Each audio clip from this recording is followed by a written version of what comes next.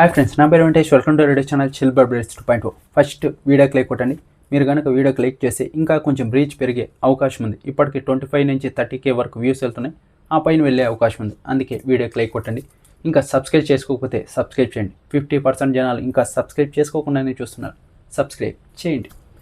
ఇంకా ఆ తర్వాత వచ్చేసి ఇందులో ఎలిమినేషన్ అప్డేట్, అలాగే సెలబ్రిటీస్ ఉన్నారు కదా, ఇప్పుడు హౌస్లో కంటెస్టెంట్స్ ఉన్నారు, వాళ్ళ కోసం ఏ సెలబ్రిటీస్ వచ్చారు, ఎవరు వచ్చారో దాని గురించి తెలుసుకుందాం. ఫస్ట్ వచ్చేసి మన దాంట్లో ఎప్పుడు elimination update Saturday 6 AM upload చేస్తా. మ్యాక్సిమం అదే కరెక్ట్ ఉంటుంది. కావాలంటే ఇంతకు ముందర ఎలిమినేషన్ అప్డేట్ ఉంటుంది, వెళ్ళి చూడండి. ఇంకా ఫస్ట్ వచ్చేసి ఓటింగ్ ఆర్డర్లో ఫస్ట్ ఉన్నది కళ్యాణ్ అయితే ఉన్నాడు. కళ్యాణ్కి అయితే నెక్స్ట్ లెవెల్లో ఓటింగ్ పడ్డాయి. ఈరోజు ఫస్ట్ నుంచి ఏదైతే నామినేషన్ కార్ట్ నుంచి స్టార్ట్ చేశాడో నిన్నటి వరకు ఫుల్ పాజిటివ్ ఎపిసోడ్స్ పడ్డాయి. ప్రతి ఫ్యామిలీ వచ్చినప్పుడు కళ్యాణ్ని పొగుడుతూనే ఉన్నారు. అలా ఫ్యామిలీ ఆడియన్స్ కూడా ఈసారి బాగా దగ్గరయ్యాడు వాళ్ళ ఫ్యామిలీ వచ్చినప్పుడు కూడా. ఇంకా ఫస్ట్లో అయితే కళ్యాణ్ అయితే ఉన్నాడు, బాగా ఓటింగ్ పడింది.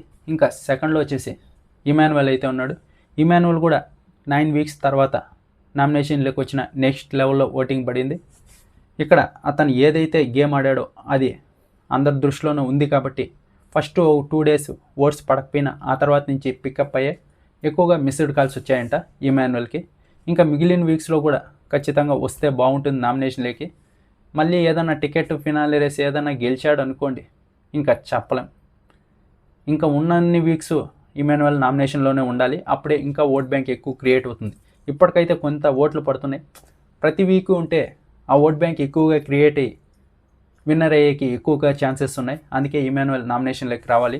కానీ నన్ను చూసే ఉంటాం, నాకు ఇంకా కెప్టెన్ కావాలి, ఇమ్యూనిటీ కావాలి అంటున్నాడు.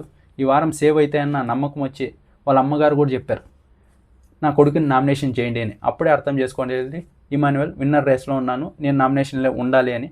కానీ తను మళ్ళీ కెప్టెన్ అవ్వాలి, ఇమ్యూనిటీ కావాలి అనుకుంటున్నాడు. చూద్దాం, ఈ వారం సేవ్ అయినాక అన్న వచ్చే వారం నుంచి నామినేషన్లోకి వచ్చేకి ఆసక్తి చూపుతాడేమో అని. సెకండ్ ప్లేస్లో అయితే ఇమాన్యువల్ ఉన్నాడు.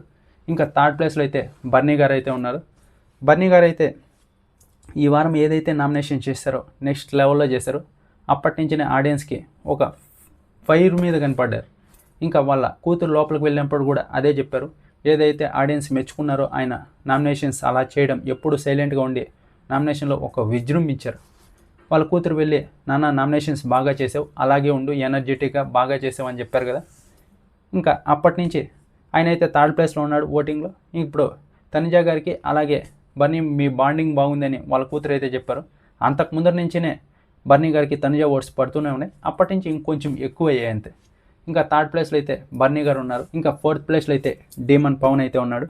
డీమన్ పవన్ టాస్క్లు అయితే చాలా బాగా ఆడతాడు. తనకైతే ఈ మధ్య ఒక ఓట్ బ్యాంక్ అయితే క్రియేట్ అయింది, అది అలాగే కొనసాగుతుంది. ఫోర్త్ ప్లేస్లో డీమన్ పవన్ ఉన్నాడు. ఇంకా ఫిఫ్త్ ప్లేస్లో సంజన గారు ఉన్నారు. సంజన గారు కూడా ఒక ఓట్ బ్యాంక్ అయితే క్రియేట్ అయింది, అది అలాగే కొనసాగుతుంది. ఇంకా లాస్ట్ 6th వచ్చేసి దివ్యాకైతే ఇంతవరకు ఏది ఓట్ బ్యాంక్ అయితే క్రియేట్ కాలేదు.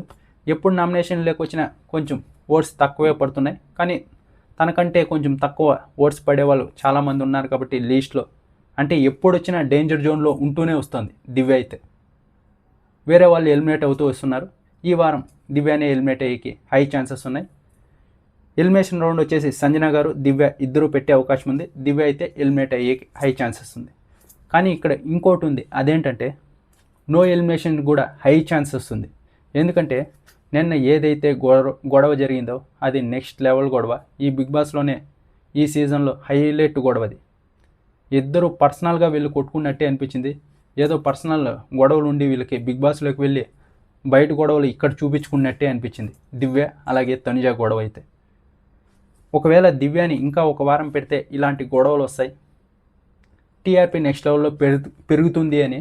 ఇది ఎలాగో ఫ్యామిలీ వీకే కాబట్టి నో ఎలిమినేషన్ చెప్పినా ఎవరు పట్టించుకోరు అని నో ఎలిమినేషన్ చేసే అవకాశం కూడా ఉంది.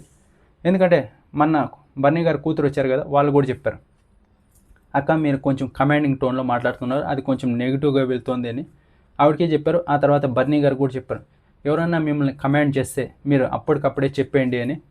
ఇంకా దానివల్ల కూడా గొడవలు రావచ్చు. ఇప్పుడు తనుజ అలాగే దివ్య ఇద్దరు కొట్లాడుకున్నప్పుడు మధ్యలో నిన్న కూడా బర్నీ గారిని అయితే లాగారు. అలాగే ఒక వారం ఉంటే ఈ గొడవలు ఇంకా కొంచెం పెరిగి ఎక్కువ గొడవలు అయ్యి కొంచెం టీఆర్పీకి యూజ్ అవ్వచ్చు. కాబట్టి దివ్య ఉంటే అందుకే దివ్యాన్ని పెట్టుకునే అవకాశం కూడా ఉంది నాకు తెలిసి. చూద్దాం నో ఎలిమినేషన్ ఉంటుందా, దివ్యాని ఎలిమినేట్ చేస్తారా అని. ఇంకా ఆ తర్వాత వచ్చేసి ఇంకా ఏ కంటెస్టెంట్కి ఏ సెలబ్రిటీ వచ్చారో ఇప్పుడు తెలుసుకుందాం. ఫస్ట్ వచ్చేసి డీమన్కి వచ్చేసి వాళ్ళ నాన్న అలాగే వాళ్ళ ఫ్రెండ్ ఇద్దరు వచ్చారు స్టేజ్ మీదకి. ఇంకా ఆ తర్వాత వచ్చేసి దివ్యకి వచ్చేసి వాళ్ళ ఫాదర్ అలాగే బ్రదర్ ఇద్దరు వచ్చారు. ఇంకా ఆ తర్వాత వచ్చేసి కళ్యాణ్కి వాళ్ళ డాడ్ అలాగే బ్రదర్ ఇద్దరు వచ్చారు. ఇంకా ఆ తర్వాత వచ్చేసి తనుజాకి అయితే సీరియల్ యాక్టర్స్ వచ్చారు, హర్షిత గారు అలాగే సునంద వీళ్ళైతే వచ్చారు. ఇంకా ఆ తర్వాత వచ్చేసి ఇమాన్యువల్కి వాళ్ళ బ్రదర్ అలాగే ముక్క అవినాష్ వీళ్ళైతే వచ్చారు. ఇంకా ఆ తర్వాత రీతు కోసం వాళ్ళ బ్రదర్ అయితే వచ్చారు. ఇంకా ఆ తర్వాత సంజన గారి కోసం వాళ్ళ చెల్లెలు అలాగే ఆది పిన్సెట్ గారు వచ్చారు, నిఖిల్ గల్రాని ఆవిడ వచ్చారు. ఇంకా ఆ తర్వాత బర్నీ గారి కోసం వాళ్ళ అమ్మగారు అలాగే నాగబాబు గారు వచ్చారు. ఇంకా ఆ తర్వాత సుమనన్ కోసం వాళ్ళ అమ్మగారు అయితే వచ్చారు,